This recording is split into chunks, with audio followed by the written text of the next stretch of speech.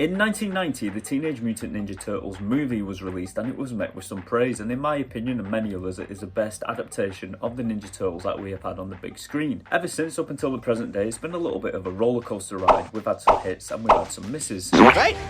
But when it comes to Ninja Turtles on the big screen, we've had more misses than we've had hits, especially if you're going to talk about the Michael Bay movies. Because in my opinion, those movies got it way off, way off. But I have what I like to call a few key ingredients and ideas that I believe will make a good foundation to build a good Ninja Turtles movie upon, by also taking a few ideas from different adaptations of the Ninja Turtles and bringing them together to make a good movie. First of all, I want to talk about the Ninja Turtles themselves, the actual design of the Ninja Turtle that we are creating in this hypothetical movie. The design of the Turtles need to be somewhat loyal to the source material and I would say the 1990 movie. Somewhere in between, maybe. In the initial comic book in 1983, the Ninja Turtles stood at around 3 to 5 feet in size. In the 1987 cartoon series, they were quite small, and then of course in the 1990 movie, we had actual actors in suits, so they were human size. Now, I believe this is the right way to go. Not only the size, but the actual suits as well. I think we should bring back practical suits. No more CGI. I'm not saying no CGI at all. Obviously, they could mix in CGI with the live action suits. I think that would work quite well, and it's kind of unavoidable in these days to not add in CGI to make some scenes work properly.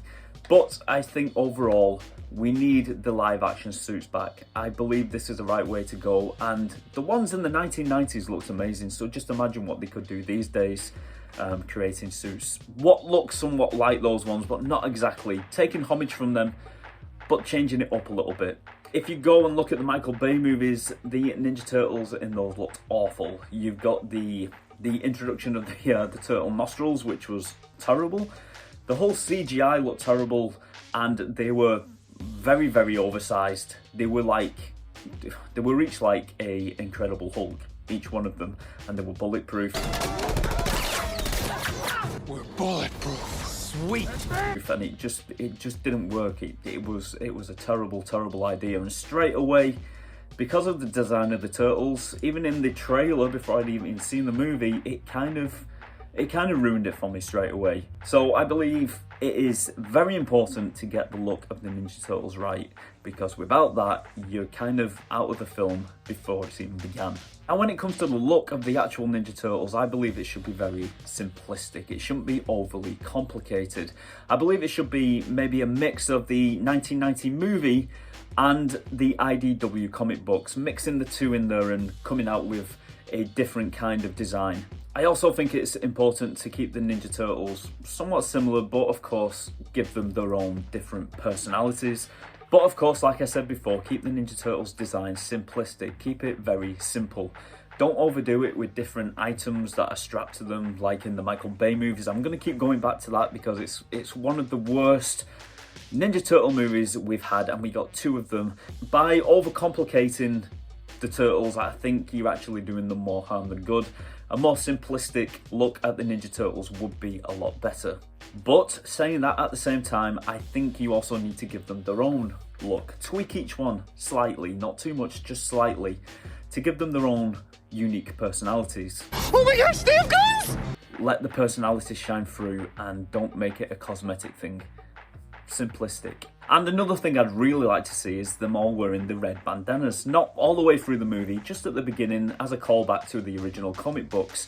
And maybe somewhere down the line they actually switch to the colours. Maybe April gives them as a gift, or maybe they wear the different colours so April can tell them apart later on in the story. I don't know. Maybe they can build that into the story, but I think it would be nice. But not a deal breaker, but I think it would be nice if we got to see them wearing the red bandanas. Now, Splinter, this is a bit of a funny one. I think we'll probably be split down the middle here with what I'm going to say. Some people will probably agree, some people won't. But I believe before Splinter is transformed into a rat, I believe he should be a man to begin with. I don't think he should be a rat to begin with who grows into a bigger rat. I know in the original comic he started off as a rat, and in many other adaptations we've had since he starts off as a rat. I just don't think it works for the story. I think Splinter should be Hamato Yoshi as a man who then turns into a rat. Then Hamato Yoshi is you! It makes more sense that Splinter starts off life as a ninja master. I don't want him being a rat who turns into a mutant rat who then learns ninjutsu from a book or learns it from his cage watching his master. I want Splinter to already be a martial arts master before he actually transforms. I just think it makes more sense. Now, as for the actual look of Splinter, I tend to like a more active Splinter who actually gets involved with the battles, who was actually more active. I think the 1990 movie Splinter worked for that movie, having him kidnapped, having him a little bit weaker than the other versions that are out there. I think it worked for that movie, but I would like to see Splinter a little bit more active. I believe some of the best interpretations of Splinter on the screen have probably been the 1987 cartoon and the 2012 animated series where Splinter was actually taller. I really liked this version of Splinter. I think it was more fitting with him changing into a hybrid of a man and a rat.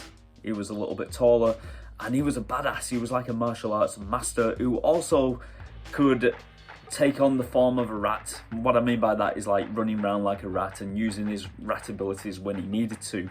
And it just really worked, and I think I would like to see that in film format. I definitely don't want to see a wet looking gross Splinter that we got in the Michael Bay movies and also in some of the newer TV shows and the new Mutant Mayhem movie as well. He was kind of gross in that and it kind of sickened me a little bit in the movie.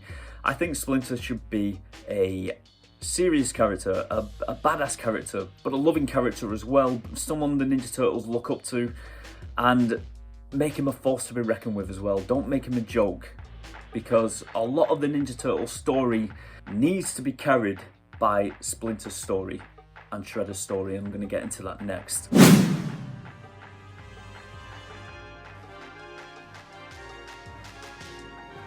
Now, first of all, Shredder should most definitely not be a Transformer. He should not be wearing a big mech suit.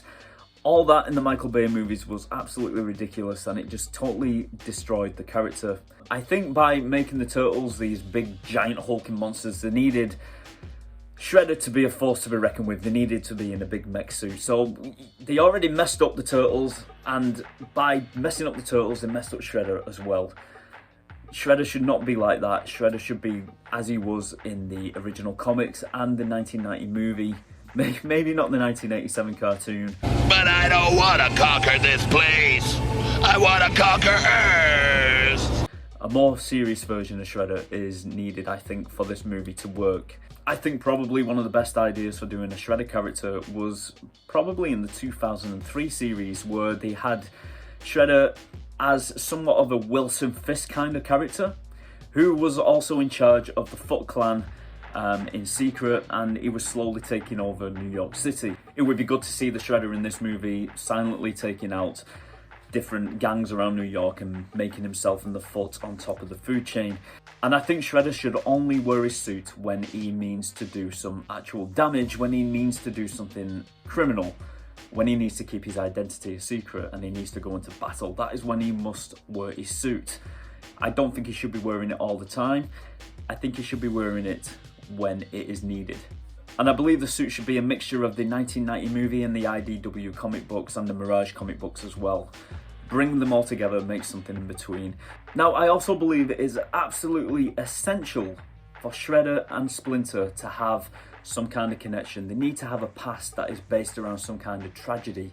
Now, in the 1990 movie, they did this, but Splinter was a rat. He was getting revenge for his master's death. And in other versions, they've kind of had a bit of a history, but it's been very weak.